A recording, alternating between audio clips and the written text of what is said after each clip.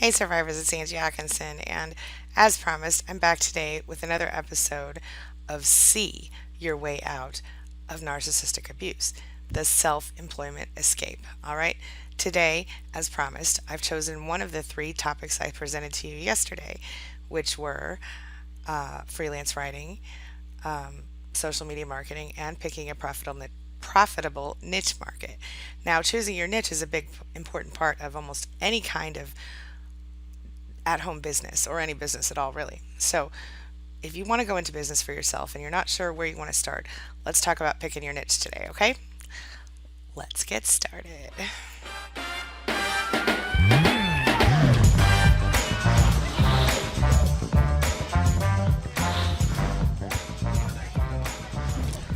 So, if you're someone who's just starting out a business, you know that choosing a niche can be pretty intimidating. Am I right? In fact, some people think it's the most intimidating part of the whole process. But the fact of the matter is that if you get this one step wrong, you might be setting yourself up for a disaster. So it's kind of a big deal. But the good news is that your work at home business can evolve just like mine did. All right. And I'll tell you about that as we go forward. So let's just start to focus on not wasting any time and just making our choices and moving forward in our selected niches, shall we? So it's vital that you understand that the correct elements of picking a niche that works and that feels good to you, and that also, so basically, you want something that will cover both passion and profit. Okay? All right. So there are very few marketers or business people in general who, come into this business without the idea of pursuing their passion. But you hear a lot about money, that sometimes it seems like passion takes a back seat to, money, so that you can focus on that and take the financial pressure off. And of course, understandable. And you'll think to yourself, someday I'll make enough money so that doing this so that I can do something I love, right? But why wait? You can start off on the right foot from the very beginning and not have to start from scratch one day when you find your niche and your dream. All right. So there are four steps to picking a profitable niche that I'm going to teach you today. All right. It requires a certain amount of research, but you've got to have fun with it or it won't work. Okay. Really, I promise. So don't do this all in one sitting. Let your mind take time to savor the possibilities and really engulf you in the daydreaming about, where you might take these options. Okay. So, number one, the first thing you're going to do is you're going to get out a piece of paper, a pencil. We're going to do a brain dump. So, how do we do that? Well, the best way to get started is to just do a real quick and easy brainstorming session. All right. Now is not the time you're going to sort through and try to analyze anything, and it's not the amount, not the time to exclude things because we'll get back to that. We'll weed those out soon. Okay. But just take some time and jot down all of your ideas. Okay, write them down. All, whatever you can think of, anything you think of. Start. Don't worry, I'm not going to leave you right there. Start by looking at niches that you already know. Like, for instance, maybe you like playing video games or gardening, playing golf, making jewelry. My sister Piper does that. Cooking, playing guitar, anything like that. Singing, you know, grammar, punctuation. What are you into? All right. All of those potential niches are, ones that, you know, things that you enjoy already. Okay. That's what you're writing down. Forget about whether or not you're an expert. Write down things that you are passionate about. Okay. Current passions. Next, I want you to consider what you've always wanted to learn, but you didn't know or you don't know now. Okay.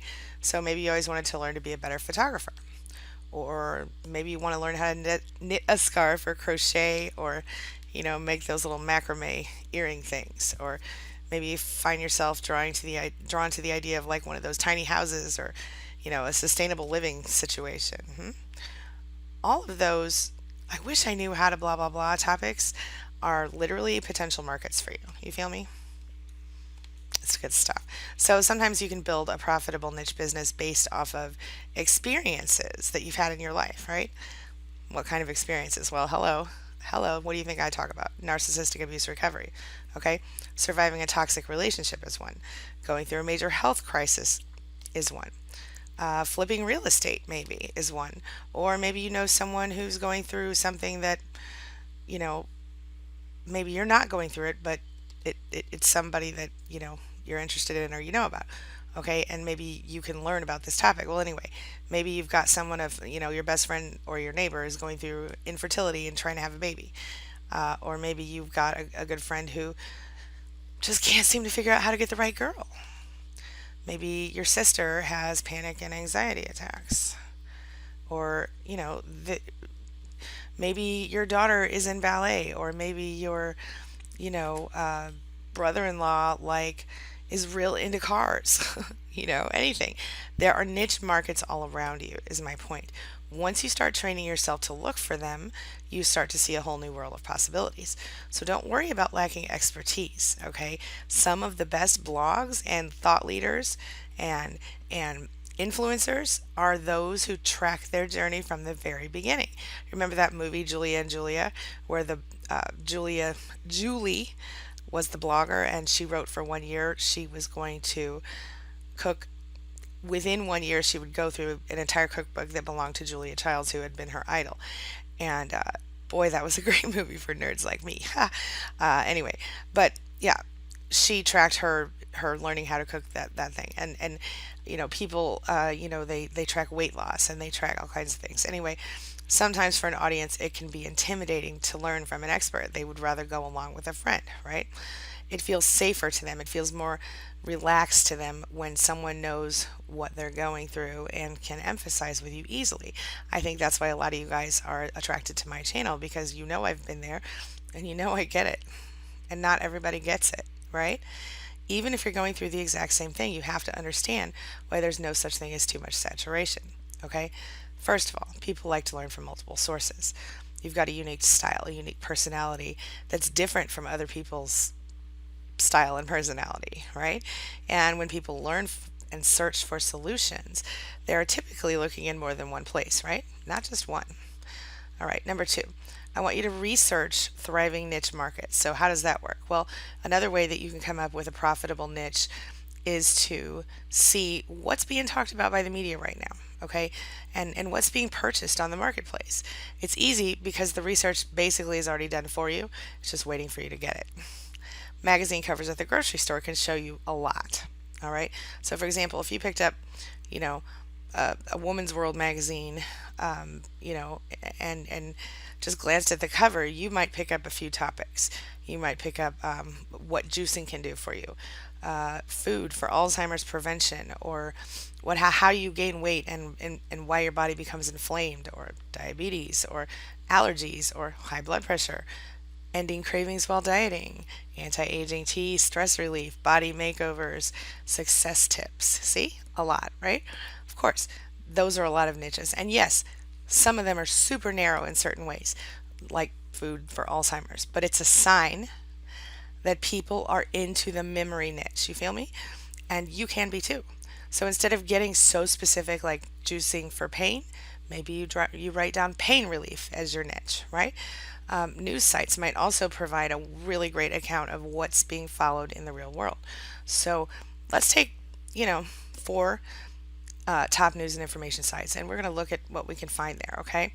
So if we go to foxnews.com in the health section, you might find topics like how marriage quality affects heart disease, or obesity and exercise, or maybe, in the lifestyle section, you will learn about hidden costs when buying a home, or the key to online successful dating, and maybe even favorite meals of celebrities or favorite vegan celebrity meals. If you go to CNN.com, well, you're probably going to find about a little bit of something about Bitcoin, the currency online. You might find comfort food weight loss tips, like ways you can lose weight by eating food that feels like comfort food to you. Diabetes again, mental health, dental health. You can separate these types of topics, or you can keep them combined if you want. Look, if you've seen drudgereport.com, there, you might see something a little more controversial, such as riots, bioterror, people in the prepper niche, the I can't remember what the actual niche is called, but there's a story I've seen recently about electronics, like tablets, selling more than toys. There are more tablets selling than toys in certain areas and time frames. You might also see a story about how electricity costs are going up, and maybe you think, oh, maybe a niche to save money, or maybe a niche to get rid of all my credit cards and just live on my own money, or maybe I want to go off the grid and become self-sufficient. You know what I mean? Or if you go over to the Huffington Post, you'll probably see stories about like what it's like to retire overseas, or what is the key to creativity, or how do you work out inside the office, or you know what dreams do you have? Do you remember those dreams? Habits of mentally healthy people. My gosh, they go crazy over there at the HuffPo. You know, Here's another way you can do it. Look into some of the online marketplaces. Okay, so what's selling well with consumers right now? You can look at top sellers like clickbank.com, jvzoo.com, amazon.com, as long as you don't live in one of their prohibited states. But even if you look at it, you can at least pinpoint some possible niches. All right, so in our next video, we're going to look at those one by one, and we're going to break down those niches. So this is going to be a little bit of a series, this set of videos, because I don't want to make 50-minute videos necessarily. Okay, so this is where we're going to stop for today. So I want you to start brainstorming your niche. Okay, brainstorm your niche, my friend. Tomorrow we're going to start. We're going to have some more niche ideas, some more information, and hopefully we'll get you to where you can pick your niche, and then we'll move on to how to build the website and the blog. All right. All right. I'm going to wrap up for today. You have a wonderful day. Thank you so much for stopping in today. I'll be back later today with another video focused on narcissistic abuse recovery. All right. If you have questions, comments, or concerns, leave them in the comments below. I really appreciate you being here. I really appreciate you letting me be a part of your day and a part of your life. And I really appreciate that you're a part of mine. Thank you so much. It really does mean a lot to me.